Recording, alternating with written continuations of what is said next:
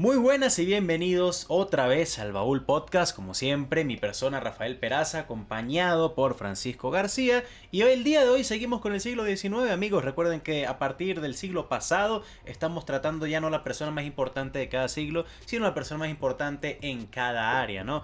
El día ya para el siglo XIX hemos tratado políticos, hemos tratado empresarios, nos faltan artistas, nos faltan filósofos, pero el día de hoy vamos a tratar científicos e inventores, ¿no?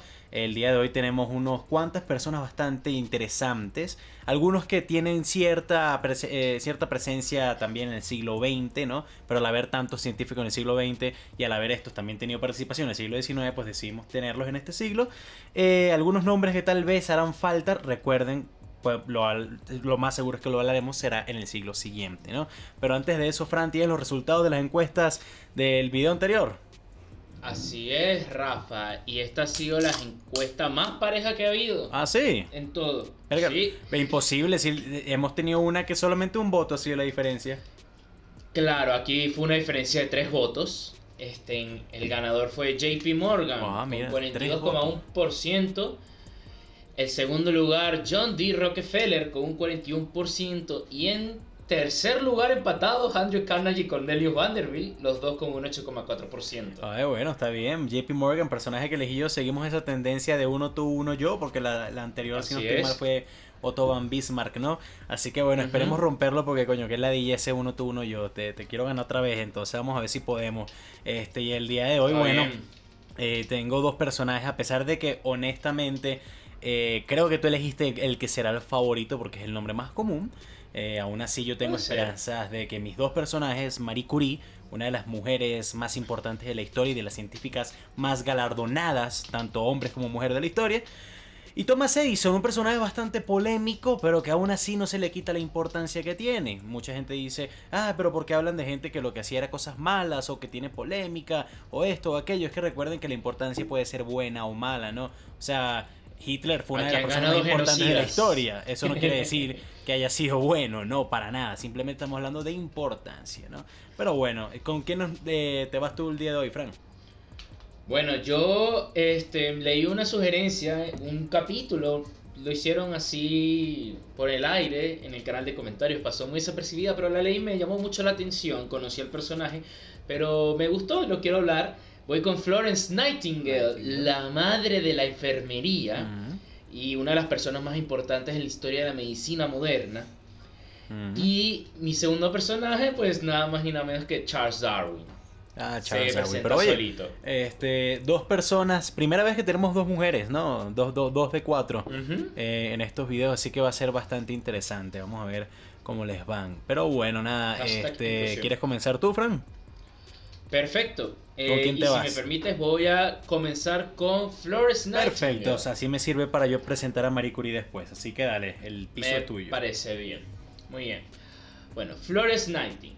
Florence Nightingale es británica. Ella nació en Inglaterra. Pero no, es de familia británica, pero nació en Toscana, en la Toscana.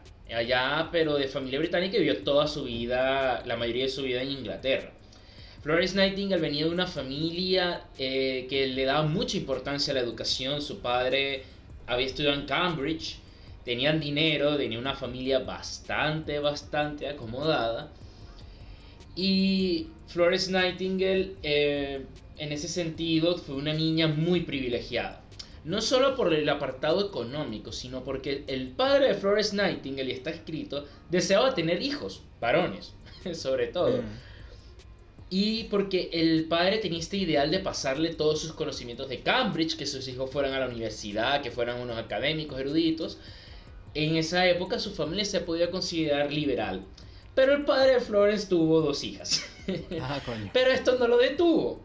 Le dijo, pues, no me importa, ustedes dos también van a ser estudiosas y van a saber.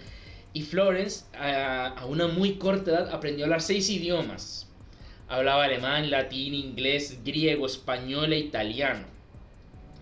Francés, inglés, obviamente. Políglota. Era una políglota y como veremos a continuación, también era polímata. El que no sepa qué es la polimatía, básicamente son estas personas que manejan múltiples múltiples áreas, que son expertos en muchas áreas. Como decir un Da Vinci, el polímata por excelencia, ¿verdad?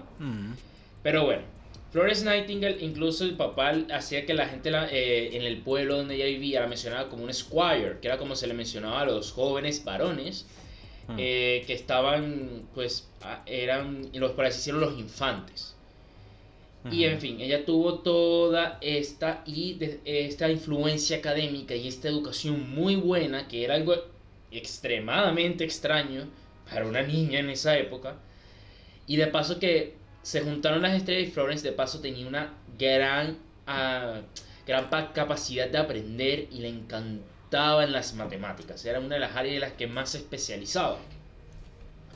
Florence Nightingale tenía mucho por las matemáticas y demás, y fue creciendo, y a la edad de 16 años ocurrió algo muy curioso. Ella dice que recibió como una especie de llamado de Dios, ¿verdad? Pero no fue a lo Juana de Arco, que tuvo pues una de estas visiones psicodélicas con LSD y plantitas en fuego y ajá. No, ella dijo que fue un llamado silencioso, que simplemente hubo una idea que salió de la nada en su mente y ella dijo que pues eso fue Dios. Y el llamado era de que ella tenía que traer, por así decirlo, tenía que quitar el dolor en el mundo, tenía que sanar el mundo. Entonces Florence le dice a su padre: papá, yo quiero estudiar enfermería.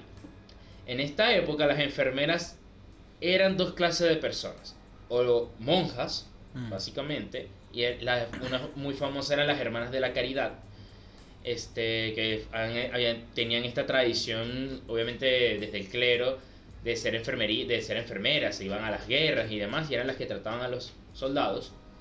Y las otras eran pues mujeres de clase muy baja, pobres, sin estudios, y se les considera casi prostitutas. Están un paso arriba de ser prostitutas.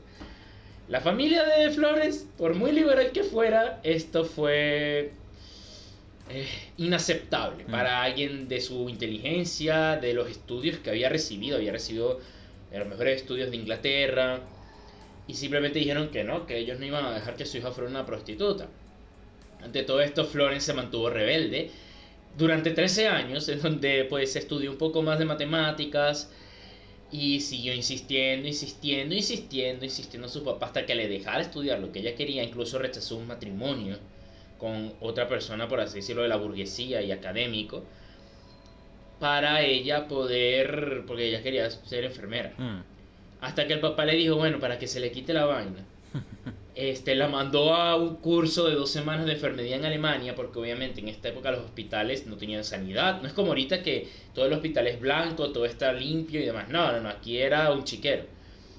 La mandan a Alemania, a Berlín, a que ella estudie 2 semanas, y pensaban que se le iba a quitar, que claro, era una niña acomodada, y cuando iba a ver las heces, la sangre, todas estas cosas tan grotescas, se iba a asustar. Todo lo contrario, le encantó.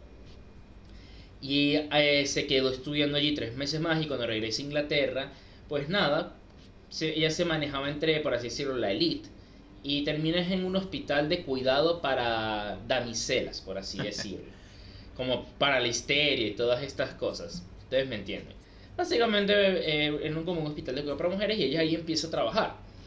Y aquí viene el hecho que va a cambiar la vida de Florence, que es que en este momento al Imperio Otomano en Europa se le consideraba el gigante enfermo, porque era un imperio que venía en decadencia, estaba cayendo. Ante todo esto teníamos un imperio ruso que internamente era un desastre, pero que siempre necesitaban glorias para mantener la estabilidad política.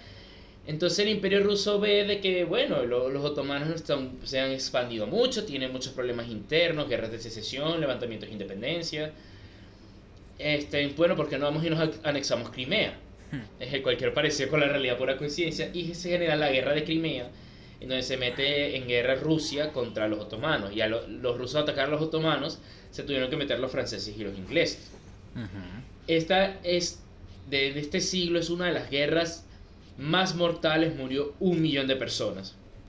Fue un saldo de muertos bastante grande, nada comparado con las del siglo XX, obviamente, pero para el momento sí. Y aquí hay que destacar algo bastante curioso, la mayor parte de las muertes fueron por infecciones y heridas que se pudieron haber curado. No fueron o sea, no fueron directamente por el fuego, sino eran personas que morían en los hospitales. Incluso la mayor tasa de mortalidad en esa época del mundo era en el hospital, justo allí en la plena guerra, en el hospital donde termina yendo Florence Nightingale, que tiene una tasa de mortalidad del 90%. Persona que iba ahí estaba esperando para irse para otro lado.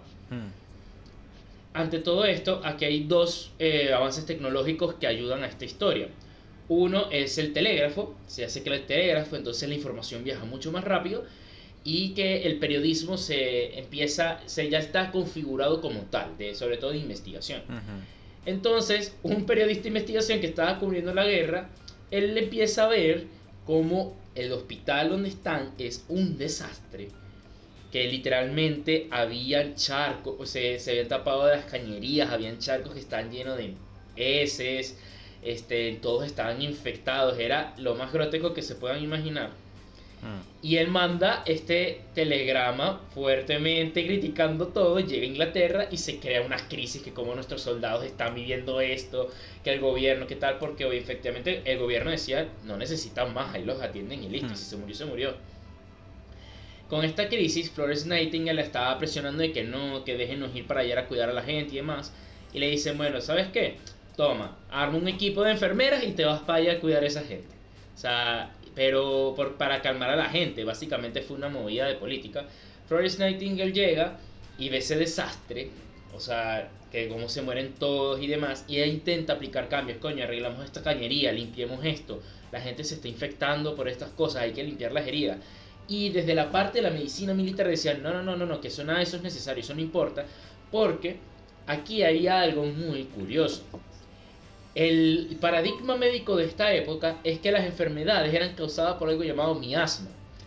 Básicamente la miasma era de que te enfermabas por los malos olores. O sea, de que todas las enfermedades te ocurrían era porque pues olías algo que olía feo. No estaban todos estos conceptos de lavarse las manos, de los gérmenes, de las bacterias que también se generan en este siglo. Pero Florence estaba en toda la élite académica y sabía, obviamente, que la miasma no era el causante, pero ella no le dejan aplicar ningún cambio. Lo que ella hace, por lo que se vuelve un ícono en toda Inglaterra, hasta hoy en día, incluso todas las estudiantes de enfermería van año tras año a la abadía de Westminster a rendir, por así decirlo, tributo a Florence Nightingale, que ella todas las noches se mete sola a la cama de los enfermos con una vela y los empieza a tratar sin pedir permiso, sin muchos insumos. Y efectivamente cuando ella llegó se habían quedado sin insumos médicos, no tenían nada de gasa, no tenían alcohol, nada de estas cosas, y ella los empieza a tratar como puede, y las muertes se estaban disparando, pero logra empezar a salvar más gente. Y entonces empieza a ver de que es verdad los soldados se están mejorando, y de que obviamente lo ven como que si se mejoran pueden volver a pelear. Entonces le dicen, bueno, está bien, aplica tus medidas. Y aquí es cuando se vuelve ella pues la señora con la lámpara, porque iba todas las noches con una lámpara, a lady with the lamp. ¿Y qué ocurre con esto? Se vuelve toda una celebridad, porque toda esta historia llega a Inglaterra y bueno, la guerra de Crimea termina, ella logra reducir la tasa de mortalidad como del 90%, un 18% de heridas con todas estas cosas, y regresa a seguir trabajando. Aquí hay algo que es la enfermedad que más tarde ella la va a matar, que ella contrae aquí, que es la bucleosis. Si cualquier estudiante de medicina me puede corregir, que es una infección que le daría una muerte muy dolorosa durante muchos años. Y es importante porque esto la termina postrando en la cama, porque cuando ella llega como una celebridad a Inglaterra, ella no quería la fama, no quería nada de eso, solo quería seguir trabajando. Y por este problema de la miasma, la sanidad pública literalmente se basaba en que todo oliera bonito. Incluso llegaron a hacer, como medida gubernamental, de que las aguas negras que estaban afuera, en la calle y demás, que supuestamente iban a generar enfermedades por el olor, que eso se pasara para las aguas potables y se mezclaran, y así no estaban afuera y la gente no se enfermaba. Obviamente esto generó brotes de cólera, muchos brotes de enfermedades, y Florence hizo algo que aún hoy en día es una de sus más grandes influencias, se sigue utilizando. Ella aplicó las matemáticas, que era experta en eso también, y aplicó modelos estadísticos junto con un estadista de la época que se llama William Barr, en el cual Florence Nightingale logró ver de que efectivamente los lugares en donde se lavaban mal las manos, había un poquito más de sanidad, que eran sobre todo lugares más de campo, que no había tanta población, se podían mejorar, que habían zonas en Manchester donde hicieron este estudio que tenían, o sea, un sistema como propio de, por así decirlo, de aguas, y no estaban con este contagio y no estaban sufriendo del cólera. Entonces empezaron a aplicar medidas de sanidad pública, que fue lo que empezó a reducir las enfermedades y a mejorar la calidad de vida y la esperanza de vida, sobre todo en este momento de Inglaterra. Con todos estos avances estadísticos y médicos, que eso se ha seguido estudiando y aún hoy en día se sigue aplicando, ahorita que estamos en plena epidemia, en plena pandemia, es primordial que se aplicara estadísticas para poder manejar contagios y cosas de este estilo. Lo que ocurre luego con Florence es que, claro, ella crea su propio colegio de enfermería para enseñar a las enfermeras, y crea 3 cosas porque ella veía la visión de que la enfermería iba a ser una carrera del área de la medicina, no que iban a ser unas subordinadas o unas prostitutas con un traje de fetiche. Ella lo que pone 3 reglamentos: tiene que ser secular, nada que ver con la religión, tiene que estar a la par de los avances científicos del momento, y tiene que ser un área independiente de la medicina, no son unas subordinadas del doctor. Ellas tienen sus propias áreas y se cargan. Dentro de todo esto, este modelo, ella empezó a instruir a muchas enfermeras y logró convertir esto en una profesión respetada en el Reino Unido, incluso muy querida. Y todas estas enfermeras que ella también instruyó fueron durante muchos países, incluso la misma Florence Nightingale viajó y abrió escuelas en otros lados, e instruyeron también esta práctica y esta profesión en otros países, llegando a ser como es, y que también iban con ideas de la salud pública universal, trataban a todos también de cuidar a los pobres, de que la salud no tiene que ser algo solamente de los ricos, y por lo menos es el NHS, que es el Sistema Nacional de Salud Pública del Reino Unido, sí, está muy fuertemente basado, inspirado, Service. Exacto, es descendiente y está basado en los esfuerzos y en estas instituciones que creó la misma Florence Nightingale, cosa que también se expandió esta idea en muchas partes del mundo, que como otras no, y unas sí gozan de una salud pública universal. Y por eso entre todos los enfermeros y la medicina es de las personas más veneradas, y la propia madre de la enfermería. Y esta es ella, Florence Nightingale. Está bien, o sea, no lo va... Aquí va a ser difícil en cualquiera de los 4 personajes, bueno, sí, excepto por Edison, quitarle algo lo bailado, ¿no?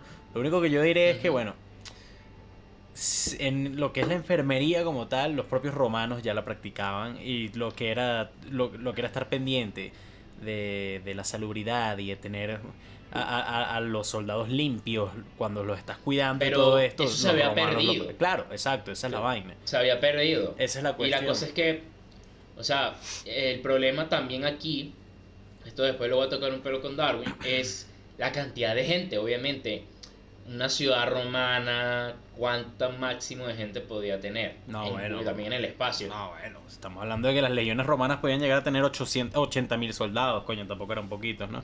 Pero bueno, nada. Claro, pero ahí te podemos decir, murieron 1 millón en la guerra de Crimea, y en las mismas ciudades, o sea, en las mismas ciudades, es verdad que los romanos y los egipcios también tenían sus propias medidas de sanidad. Los cartagineses. Súper arcaicas, vamos a estar claros. Pero eran fáciles de controlar porque era poca gente, eran pocas ciudades. Pero aquí ya era la creación de la ciudad moderna, totalmente afestada, atiborrada, las empresas, las fábricas, la gente con las ratas, los ratones por todos lados y así. Y esto fue un cambio de paradigma. Claro, pero bueno, nada, de una gran mujer pasamos a otra. Marie Curie, que nació realmente como María Salomea Skolwaczak. Coño, mi polaco es un poco malo, ¿no? A pesar de que tiene el nombre más francés del mundo y que muchísima gente cree que es francesa, esta señora realmente nace dentro del Imperio Ruso, en lo que hoy en día es Polonia, nace cerca de Varsovia, ¿no? Es una persona bastante humilde, su familia de orígenes muy humildes, y una familia que pues siempre quiso que sus hijos, porque ella no era hija única, pues tuvieran una buena educación. El problema es que en el Imperio Ruso, no solamente las mujeres, sino los polacos no tenían derecho de estudiar en la Universidad de Varsovia una vez ellas se graduaban del colegio. De hecho, ella tampoco pudo ir mucho a la secundaria por la cuestión de ser mujer y ser polaca. A pesar de que Varsovia está dentro de Polonia, ¿no? Pero bueno, había mucho rencor y había mucha lucha social entre los polacos y los rusos como tal desde Moscú, ¿no? Desde San Petersburgo, que era la capital en ese momento. Entonces Marie Curie lo que hace es ahorrar todo lo que pudo para mudarse a un lugar donde sí le iban a dar una educación, en París. Ella tenía que trabajar muchísimo más que todos sus compañeros porque, bueno, a pesar de que en todo lo que hacía daba el 100%, realmente su francés no era muy bueno. A diferencia de Florence Nightingale, ella no tuvo una educación políglota para aprender 6 idiomas. Ella hablaba polaco, un poco de ruso y estaba aprendiendo a hablar francés mientras comenzaba la universidad.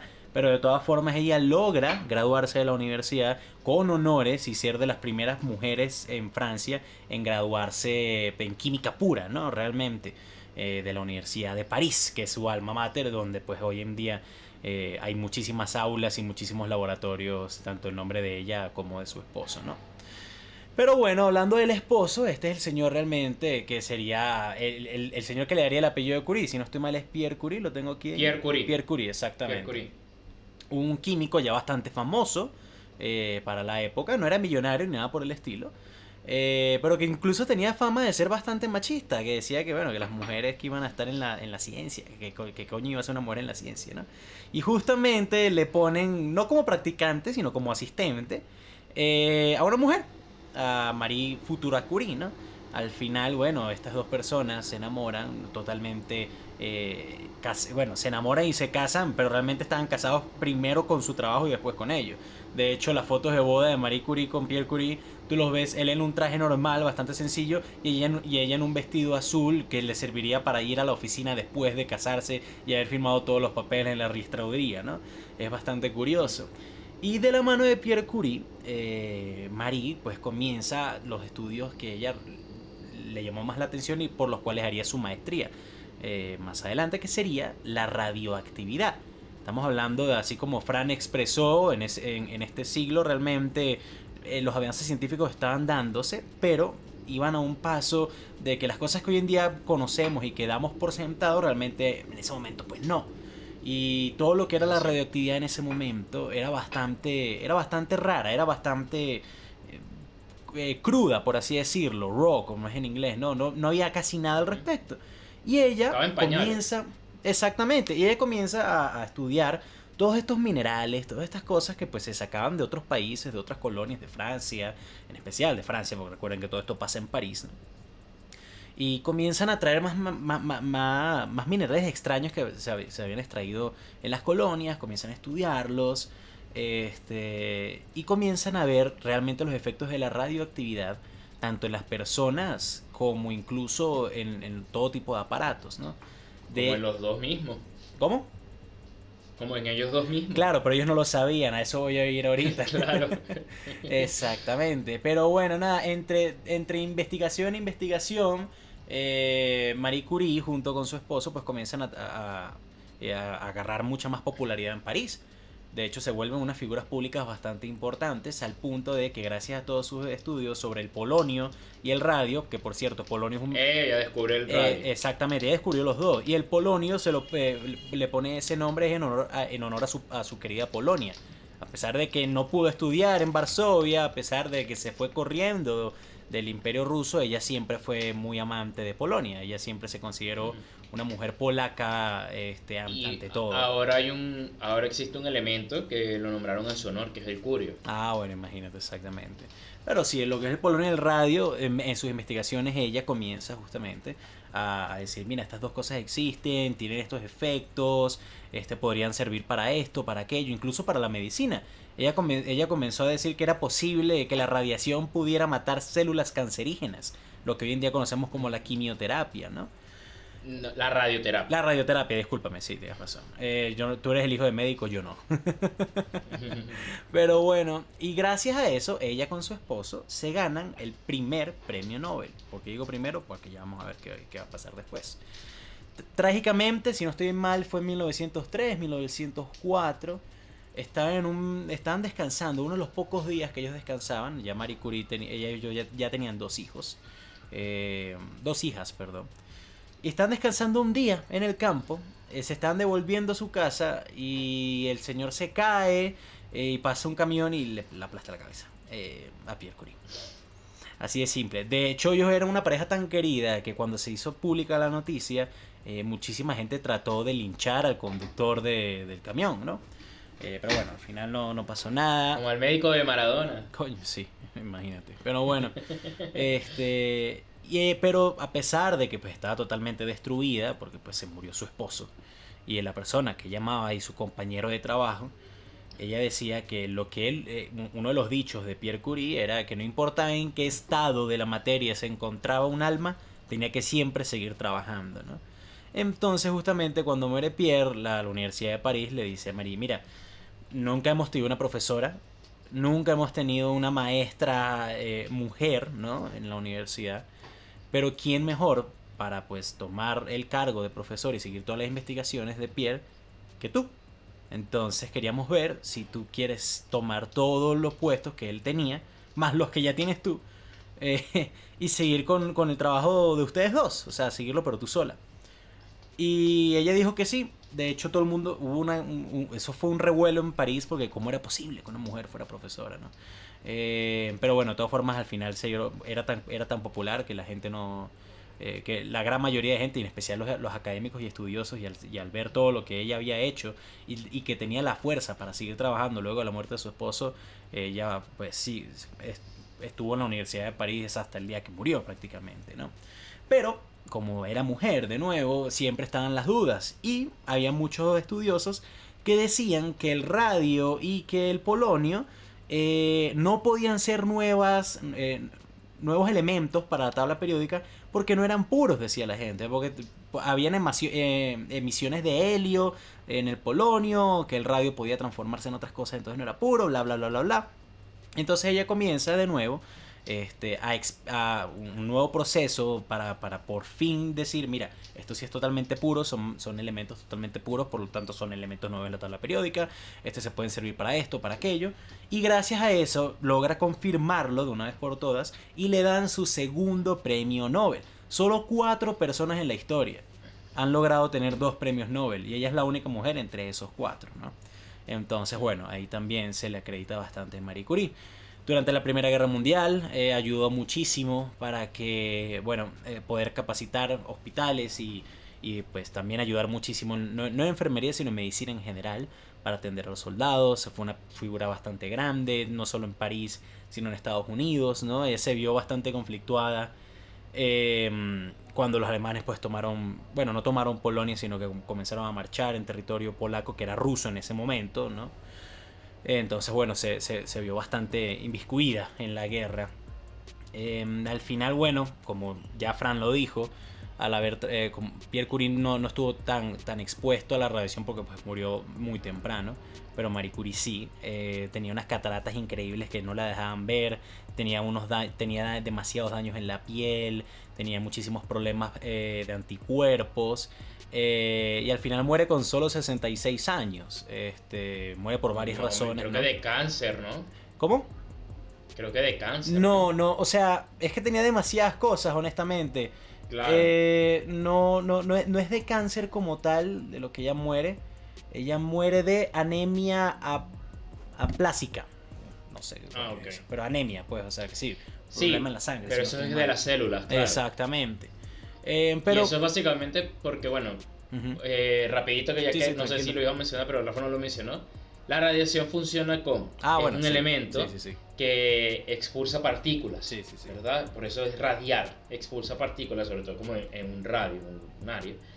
Y esas partículas tienen la capacidad de, cuando las expulsas, de que, por así decirlo, penetran tus partículas, rompen estructuras. Por eso el cáncer está cuando se hacen rayos X es porque hacen una radiación y claro, pasan los tejidos blandos, pero el hueso como es más duro y tiene una condensación de partículas más fuerte, es por eso que devuelve una imagen que se puede pasar y es el rayos X.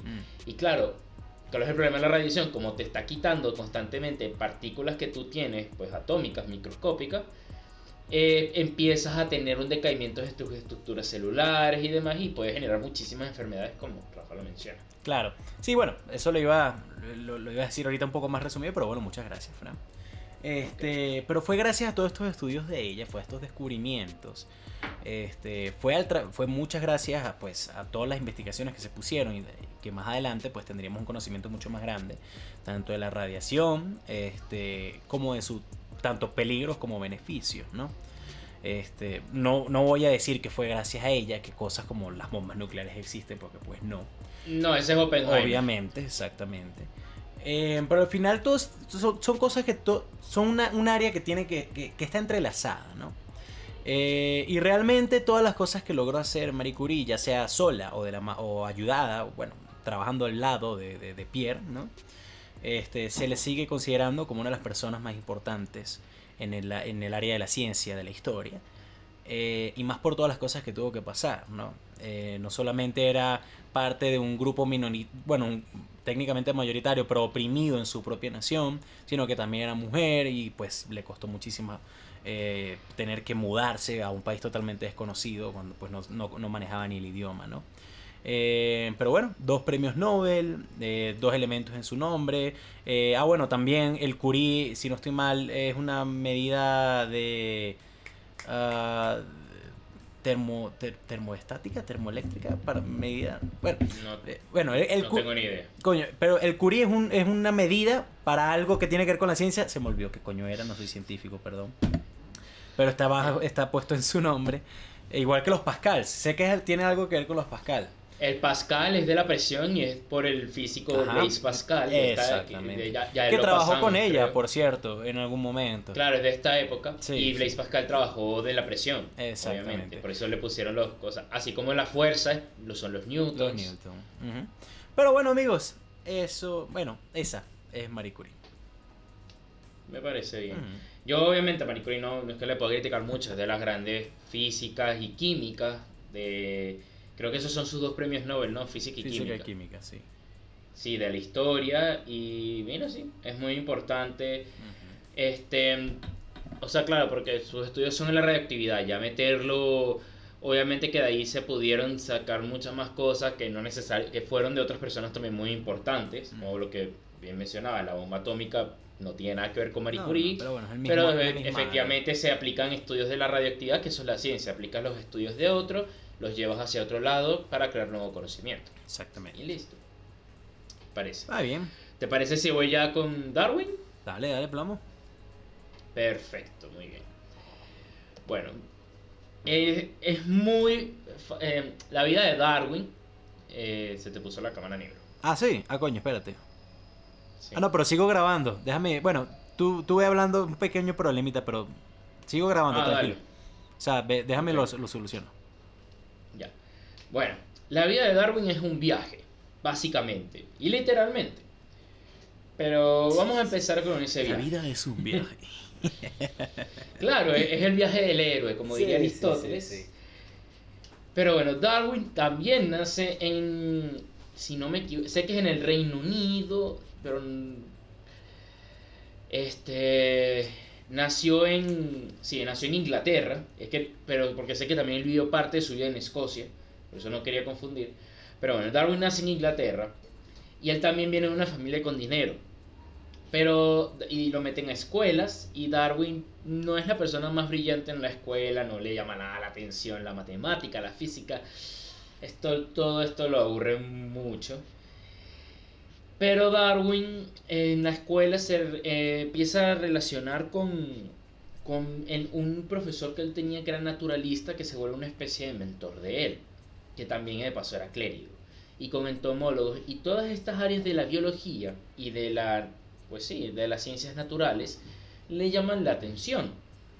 Dicho esto, bueno, él termina la escuela, el papá lo manda a la universidad para que estudie medicina. En contraste con Florence Nightingale, a Darwin sí le dio muchísimo asco las cirugías y toda esta parte de la medicina grotesca y la falta de sanidad y todo esto. No tenía el estómago para ello y Darwin abandona medicina. Y en todo este tiempo a Darwin le gustaba observar la naturaleza, le gustaba observar a los animales, simplemente era un observador. Pero en la universidad conoce a una persona que había sido ex esclavo africano, que lo mete en la ciencia también, o en el oficio de la taxidermia. Para el que no sepa qué es la taxidermia, es básicamente esto de vaciar las cosas, los órganos de un animal o de un ser vivo incluso, y exacto, y rellenarlos, como que hacerle un mantenimiento, pues. Y exacto, y creo que y también va ligado con la taxonomía, que era la de catalogar a las especies por, ya arreglé la cámara, toda la familia de la especie. Exacto, lo mismo que podemos decir que el lobo y el perro estaban emparentados porque son de la especie Canis, pero uno es lupus y el otro otra vaina. Eso es la taxonomía. Rafa no es tan ducho en física, yo odio la biología. Ah, sí, no sabía. Sí, no, yo odio biología. Es interesante. Yo me dormí en todas las clases de biología desde primer año hasta que me gradué del bachillerato. Me acuerdo cuando en el colegio nos pusieron a capturar las cucarachas para disecarlas, y yo fui el único que llegó con cucarachas. Sí, para sacarle la cabeza. Ajá, bueno, entonces. Y otro personaje que se estudia en biología, que está en este siglo, que no quise mencionar porque lo odié demasiado sus clases, es Mendel. Mendel. Con las teorías de la mosca de la genética. Pero bueno, para continuar. Darwin, en este sentido, se empieza a interesar por todas estas observaciones y estudios. Y él deja medicina y se va con un primo a un viaje a París y demás. Y el papá de Darwin estaba furioso. ¿Cómo me vas a dejar medicina italiana? Lo que él vuelve a Inglaterra, del viaje con su primo, pues Darwin lo mandan a ser clérigo. Le dice, tú te vas a hacer cura. Darwin tampoco tenía mucha emoción en sus estudios de la teología, porque hay muchos que dicen que no, que Darwin, que fue un ateo y que demás, y que es el que destruyó a Dios. Y no, Darwin fue creyente la mayor parte de su vida, fue un católico. Incluso hay frases que se le saben de al principio de que él creía cada palabra de la Biblia en el contexto literal y en el sentido literal, no es como en la metáfora. Y Darwin estudia todo esto, y aquí casualidades de la vida, este hombre está lleno de casualidades. Uno de los cleros era un aficionado y apasionado a la entomología, una de las personas que le da los estudios teológicos. La entomología, para el que no lo sepa, es el estudio de los reptiles. Entonces él empieza a enseñar a Darwin y también empieza a fungir como mentor de él. Y cuando Darwin por fin ya va a ser cura, anglicano en este caso, no católico, cuando Darwin ya por fin va a titularse, que le queda solamente tomar los votos y ya se iba a dedicar a la iglesia, este mentor de él le dice, mira Charles, tengo conocimiento que hay un barco que va a salir y va a dar la vuelta al mundo, va a ir a Sudamérica, ¿verdad? Va a ir a dar la vuelta por Sudamérica porque quieren mapear Sudamérica. Y están buscando una persona de carácter académico que los acompañe en su viaje, pues para que converse con ellos, para que hablen y les ayude a saber qué es lo que están viendo, básicamente. O sea, un poco de marineros y ven una tortuga de una cosa, de otra tortuga, y lo que ellos están viendo es una sopa. Entonces, como, exacto. Entonces, claro, le dice, tienes que ver el mundo antes de que te hagas cura, porque después te vas a quedar con tu parroquia, tu procesión, y no vas a hacer más nada con tu vida. Entonces Darwin le sigue el consejo y le dice a su padre, papá, que me quiero ir a viajar al mundo, y el padre vuelve a pegar el grito al cielo y dice, tú no te vas para ningún lado. Y a todo esto Darwin, el hermano de Darwin intercede y le concede a Darwin el permiso para ella, Darwin siendo mayor de edad. Y Darwin iba tarde, o sea, probablemente el barco ya lo había dejado. Cuando llega al puerto, resulta que el barco, pues no, que se había trazado los operativos y que iban a salir en diciembre, y esto era septiembre. Entonces, en fin, Darwin se embarca en el famoso HMS Beagle. Famoso lo hizo él, cabe destacar, dentro de todo. Entonces Darwin sale y él empieza a observar. Él no tiene, cabe destacar, Darwin no tiene ningún estudio universitario en biología, en ciencias naturales, de naturalismo. No, él era un aficionado dentro de todo esto. Pero como toda su vida él había estado observando y le habían dicho, no, observa las cosas, mira las diferencias, los patrones, Darwin pues tenía una buena capacidad de observación y al final por esto es que va a ser famoso, porque Darwin va por la costa oeste de África, ¿verdad?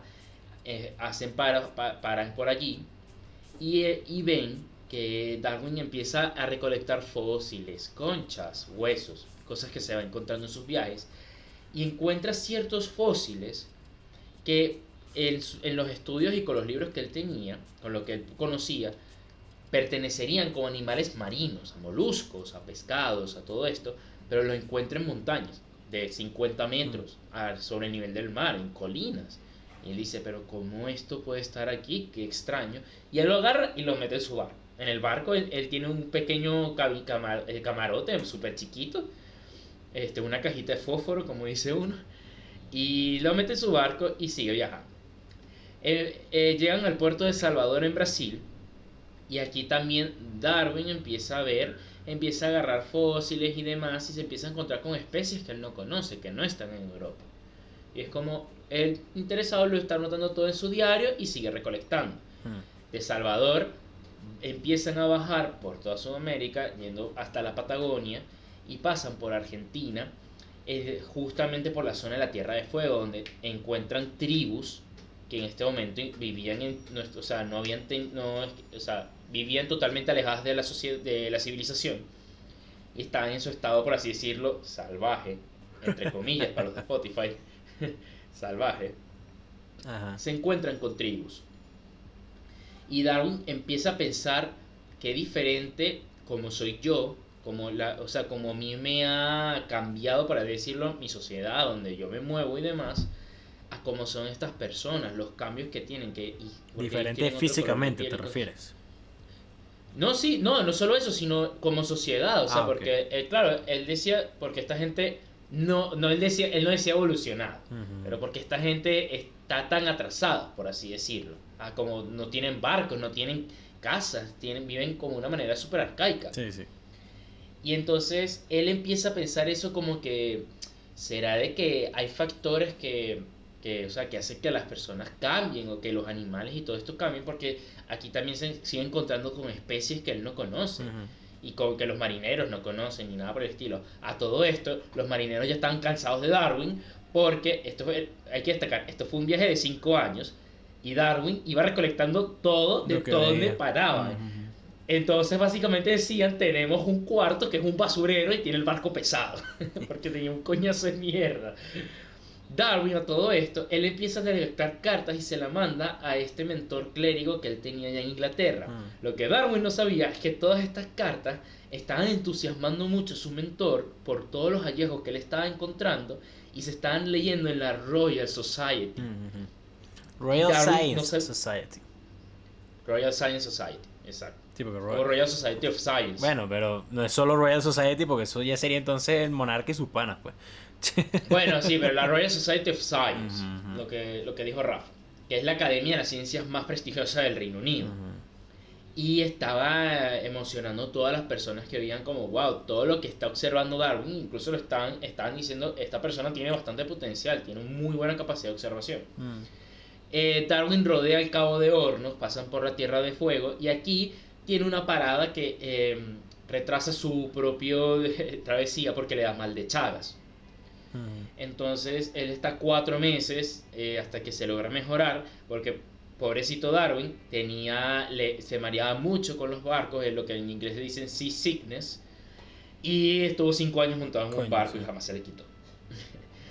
Empiezan a subir y Darwin pasa por Chile, y en Chile él para en Concepción, en el puerto de Concepción, y justo recientemente había habido un terremoto muy fuerte, como es raro en Chile, y hubo movimientos de tierra. Entonces terrenos que deberían haber estado ahorita bajo el agua, o sea, en la costa, súbitamente por este movimiento de tierra habían quedado por encima del mar. Y entonces Darwin relaciona esto con aquellos fósiles marinos que él vio por allá en África, que los encontró en colinas. Y él dijo, ¿será de que durante el tiempo pudo haber habido cambios y movimientos en la Tierra y en la configuración del mundo, no sé qué tal, que haya hecho que estos animales hayan terminado en otro lado, ¿verdad? Que los animales hayan terminado en otro lado, del que está en su hábitat natural. Darwin sigue subiendo y aquí llega el punto de inflexión de todos estos escritos que él tiene, a las Islas Galápagos. El caso de las Islas Galápagos es, incluso en el mundo, en modo de ecodiversidad, y para los biólogos, casi que todos para graduarse se tienen que ir un viaje a las Islas Galápagos, porque las Islas Galápagos son 3 islas, pero es curioso que son muy cercanas, pero las 3 tienen condiciones diferentes.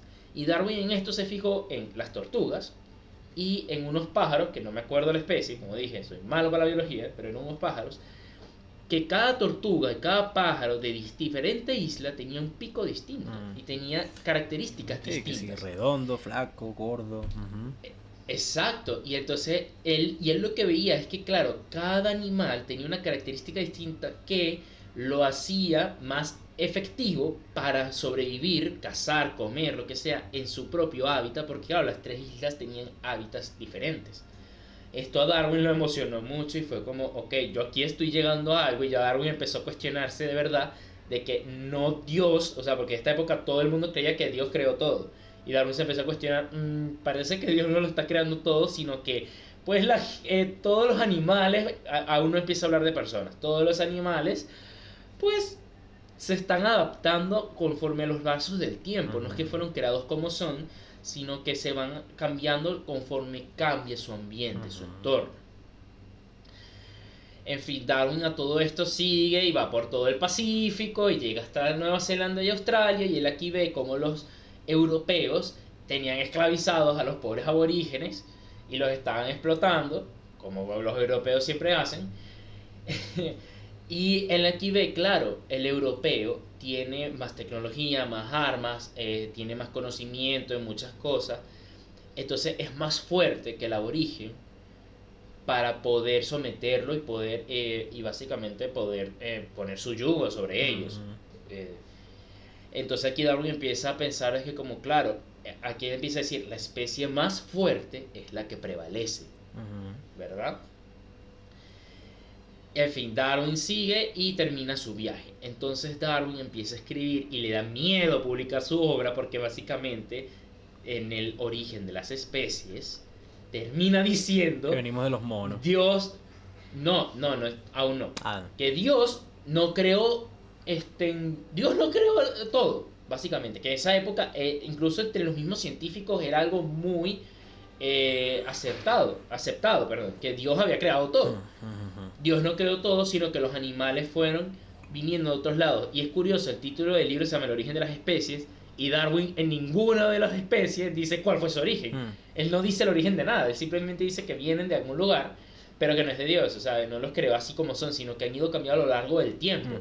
Y nosotros estamos. Y entonces este primer libro, claro, cuando lo empiezan a leer, es como, ok, esto va a ser un escándalo, entonces aún no lo publica. Lo que pasa es que se publican después de varios años, esto lo escribió como en 11 años después del viaje. Se publican las bitácoras y la travesía del viaje del Beagle. Y todos se quedaron impresionados y demás, y aquí es cuando Darwin aprovecha, publica El origen de las especies y, en fin, crea la hecatombe en Inglaterra, que básicamente hay un cura que dice que él es la persona más peligrosa de toda Inglaterra. Entonces Darwin sigue con su idea, hay muchos científicos que le tiran mierda y hay unos pocos que lo empiezan a apoyar. Uno en Estados Unidos lleva sus ideas a Estados Unidos y las defiende, otro lo hace también en Francia, si no me equivoco. Y aquí hay algo curioso, hubo otra persona que Darwin al final, porque publica El origen de las especies, hubo otro biólogo que en las Filipinas llegó a las mismas conclusiones que Darwin. La cosa es que cuando ellos hablaron y compartieron correspondencia, Darwin con esto quedó convencido de que su teoría era cierta y que esto iba a cambiar todo, la concepción del mundo básicamente, pero que la tiene que publicar. Al final Darwin se publica la de Darwin y el otro biólogo se hace un lado a favor de la de Darwin, porque la de Darwin tenía mucha más evidencia y estaba mucho mejor informada y con más, por así decirlo, ejemplos. El otro era mucho más limitado. Pero aún Darwin no habla del hombre. Darwin habla del hombre en su segunda, que es The Descent of Man, el descenso del hombre, en donde efectivamente Darwin dice, no que evolucionamos de los monos, pero Darwin siguió observando en los zoológicos y en todo el countryside, en los animales en Inglaterra, y él empieza a decir, nosotros no venimos tampoco de que nos creó Dios, nosotros somos también como animales y seguramente hemos evolucionado de esto, y es basado también en todos estos escritos que él vio de las civilizaciones indígenas y aborígenes que él vio durante sus viajes. Darwin al principio fue súper odiado, pero después su teoría empezó a ser rebatida, estudiada a base del método científico, y empezó a tener muchos más adeptos, hasta que pues se acuñó lo que es la teoría de la evolución. Más adelante esta teoría tendría ramas, se pasarían de los mismos sociólogos al darwinismo social, que es como explicando un poco que sobrevive el más fuerte en una sociedad, o las dinámicas sociales a partir de la idea del darwinismo, y se han mejorado su propia teoría con las nuevas tecnologías, con los nuevos conocimientos que se tienen, pero todo base de aquí, y que lo más incluso influyente fue que él mismo llegó a decir, Dios no creó todo, nosotros venimos, o sea, a partir de la ciencia, es uno de los mejores ejemplos, pues, del conocimiento científico y cómo puede, verdad, venir e iluminar al mundo con la verdad, que las cosas pues, son como son porque están demostradas. Sí. Así hay mucha gente que diga que no, que aún nos creó Dios y que el mundo tiene 6.000 años. Y que solamente a partir de esto han dado a raíces a muchísimos más estudios y campos, pues que al final lo han enriquecido, pero pues todo viene desde aquí. Y se fue Darwin. Está bien, está bastante bien, claramente, personaje bastante conocido. Al final, a pesar de que pues fueran teorías, realmente es lo 99.9% seguro de que así haya sido. Bueno, eso está abierto a interpretación, ¿no? Pero bueno, realmente no voy a ni intentar quitarle méritos a Darwin, porque pues simplemente no se puede, ¿no? Y ya, eso es todo. Me falta Thomas Edison. Y bueno, vamos a darle a Thomas Edison. Es gracioso, tú te fuiste con los dos personajes que venían de muy buena familia. Yo me voy con los dos personajes de orígenes humildes, porque Edison tampoco tenía un peso encima cuando creció. De hecho, la familia de Edison, a pesar de que Edison es conocido como el más grande inventor de los Estados Unidos en la historia, realmente, por eso te digo, personaje polémico. Realmente él llegó a Estados Unidos fue porque la familia vivía en Canadá, la Canadá británica. Recordemos que Canadá se independizó técnicamente hasta poco después de la Segunda Guerra Mundial. Y ellos los echan de Canadá, los botan, porque pues la familia de Edison estaba cuando él era muy pequeño. No, ni siquiera, no había ni nacido, perdón, sino creo que es el abuelo o el papá. Los echan de Canadá por estar planeando en contra de la corona británica. Y bueno, llegan a Estados Unidos, ¿no? Tierra de migrantes. Una vez en Estados Unidos, este señor, bueno, realmente nada más tenía 3 horas de educación diarias, porque pues tenía que trabajar en la empresa de la familia. Pero la mamá sabía leer y escribir y le enseñaba a sus hijos, a Edison y sus hermanos, a leer y escribir. Edison se da cuenta, es curioso porque creo que fueron varios comentarios la semana pasada que nos dicen que por qué no incluimos a Edison en la parte de empresarios. De empresario. Porque sí fue un gran empresario. Pero bueno, también yo creo que es más conocido como inventor más conocido como inventor que por empresario, pero ya llegaremos a eso. Edison y como ladrón. También. Técnicamente no, pero bueno, ya hablaré de eso. Ajá. Edison realmente desde pequeño se da cuenta que él no quiere vivir de una forma humilde, que él quiere tener realmente un buen futuro. Y piensa que bueno, la educación en este momento está en contra de él, porque él no tiene los recursos para ir a la universidad, él no tiene los recursos para ir a estudiar a otro lado, ¿no? Realmente tenía que ver qué hacía. Comenzó a repartir periódico, no le va bien porque pues también era bastante peligroso. Él siempre fue una persona muy curiosa. Un día quemó simplemente la casa de un vecino para ver los patrones de las llamas, imagínate eso. Pero bueno, no le va bien como repartidor y dice, coño, pero necesito hacer algo. Y comienza a él mismo a enseñarse a leer y a entender clave Morse. Cuando él aprende a leer clave Morse, obviamente ya muy poca gente lo hacía en esa época, Y la comunicación internacional y nacional para ese entonces casi todo era por clave Morse, porque pues era mucho más fácil mandarse ese tipo de claves. Era la más rápida. Era la más rápida, exactamente. Ya no tenías que andar en tren o a caballo entregando las noticias. Entonces él comienza a trabajar con un periódico local en Ohio. Él vivía en Ohio. Se da cuenta de que realmente el futuro de las comunicaciones está pues realmente tanto en innovar, pero también en construir. Y con toda la plata que él estaba ganando, comienza a diseñar ¿cómo es que se llama esto? ¿La bombilla? No, todavía no hemos llegado a eso. Lo que vino antes del teléfono. El fonógrafo. Sí, el fonógrafo, exactamente. Lo que comunicas tú con clave Morse. Y él diseñó un nuevo. El telégrafo, perdón. El telégrafo, gracias, marico, se me olvidó olvidado. El telégrafo. No. Y él se da cuenta de que con los que él trabaja no son lo suficientemente eficientes. Entonces él se la pasaba en su tiempo libre con el que él trabajaba, lo desarmaba, veía cómo funcionaba, lo volvía a armar, veía cómo mejorarlo y se da cuenta que podía construir uno nuevo. Y diseña un nuevo modelo. Él estaba ganando bastante buen dinero, no para ser rico, pero sí como para invertir. Y construye un nuevo modelo y lo patenta. Este señor, la palabra patentar la vamos a escuchar bastante ahorita que hable yo. Sí, ese es su MacGuffin. Exactamente. Entonces patenta este nuevo telégrafo y comienza a venderle este nuevo telégrafo a la empresa donde él estaba trabajando y a un coñazo de empresas más durante todo el país. Él hace un imperio del telégrafo como ningún otro, o sea. Pero el telégrafo, bueno, realmente funciona 3 veces mejor que el original.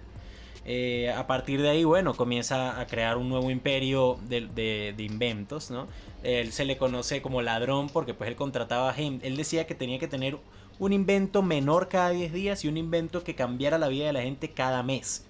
Y para lograrlo, a pesar de que a él se le acreditan muchísimos inventos propios, que sin disputa, muchos también eran disputados, ¿no? ¿Y por qué? Porque él contrataba gente para que trabajaran con él y que, bueno, inventaran cosas. O sea, tampoco es que se los robaba, él pagaba para que esta gente trabajara, ¿no? Claro. Pero bueno, nada, básicamente... Se robaba el crédito. Sí, o sea, técnicamente sí, porque entonces él les ponía una misión. O sea, él le decía, mira, necesito que soluciones este problema. Entonces tal persona tenía un invento, lo solucionaba, él agarraba el invento, lo patentaba a su nombre y lo vendía, ¿no? O sea, básicamente así era. Cualquiera habrá visto el episodio de Los Simpsons que Homero quiere ser inventor y que su misión es ganarle a Edison el número de inventos y que no había nada que Edison no hubiera inventado ya, ¿no?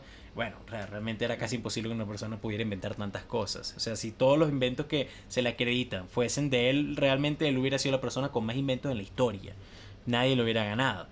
Ni siquiera Da Vinci, incluso. Pero bueno, comienza a ganar mucho dinero. Y aquí comienza su primer gran polémica, que es con Alexander Graham Bell. En una convención de científicos, Graham Bell, que era un tipo de muy buena familia, de muy buena educación, con muchísimo dinero, presenta un nuevo proyecto, un proyecto revolucionario llamado teléfono, en donde ya no... Que técnicamente Graham Bell también lo robó a Marconi. Sí, bueno, sí, exacto, pero Graham Bell era el que lo estaba presentando. Sí. El problema del teléfono es que iba a ser que el telégrafo y todos los inventos de comunicación de Thomas Edison fueran inservibles. O sea, ¿tú para qué quieres un telégrafo? Obsoletos, más que inservibles. ¿Cómo? Obsoletos. Bueno, sí, inservibles, obsoletos. Bueno, servían, sí. Pero pues no tenía ningún sentido seguir comunicando por telégrafo cuando podía hacerlo por teléfono.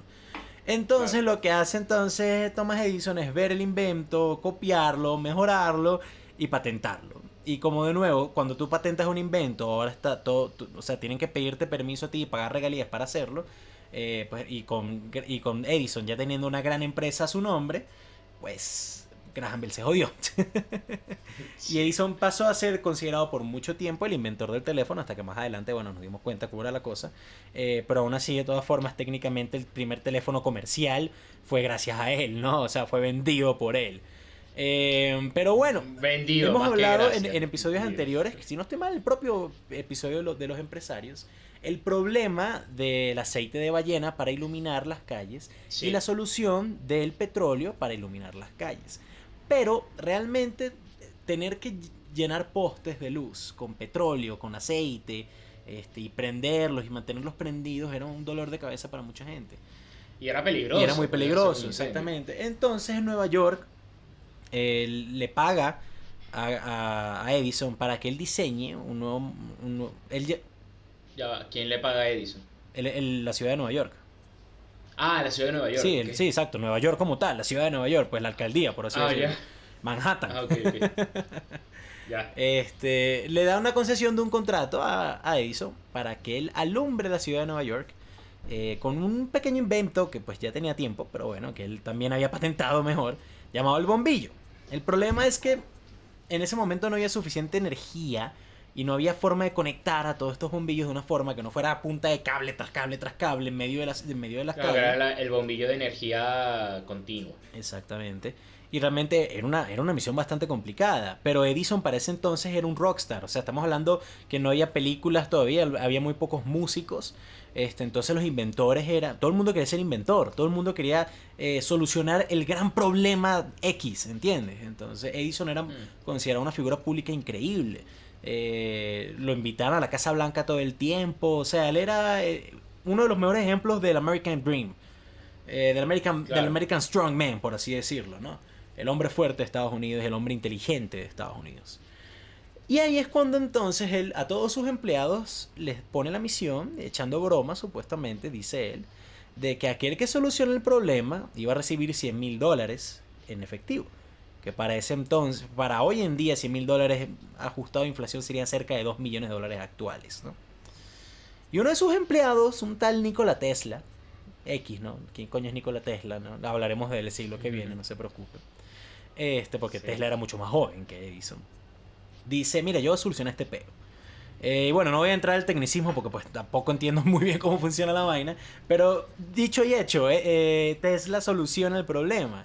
Tesla hace que sí se pueda conectar todo el cableado y que sí haya la suficiente corriente y energía para que la ciudad de Nueva York, por lo menos las calles, pudiera estar viva todo el tiempo, incluso en la noche. De ahí comenzó... Tesla lo que... Dime. El invento de... voy a hacerlo rapidito, yo sí lo conozco, que es la guerra, aquí empieza la guerra de las corrientes, se le conoce.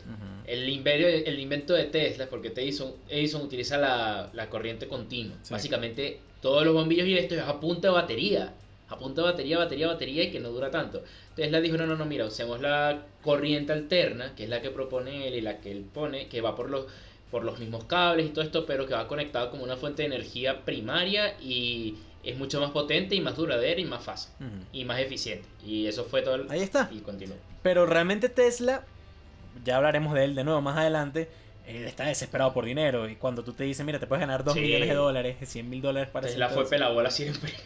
Realmente eso fue lo que él hizo que él solucione el problema. La cosa es que no había ningún contrato, no había nada. Entonces cuando este tipo soluciona esto y a pesar de que iba a ganar muchísimo más dinero Edison dijo, no, mira, tú no entiendes el sentido del humor estadounidense. Cabe recalcar que Tesla no es estadounidense, ¿no?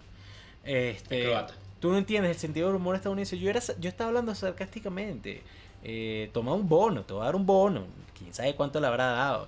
Pero no se ganó $100,000, no se ganó $2 millones actuales, ¿no? Dejaré un poco más de los problemas con Tesla para cuando hablemos de Tesla, ¿no? Ya sea Fran o yo, no importa. Seguramente será Fran. Pero el último gran invento, si se puede llamar invento, de Edison, perdón, fue el cine. Fueron las películas. Realmente las películas como tal, los primeros largometrajes no, las primeras secuencias de imágenes continuas, ya lo hablé yo en un video del canal, vienen de Francia, ¿no? Pero realmente Edison agarra esto y dice, mira, esto lo podemos comercializar de una forma que tú no te imaginas.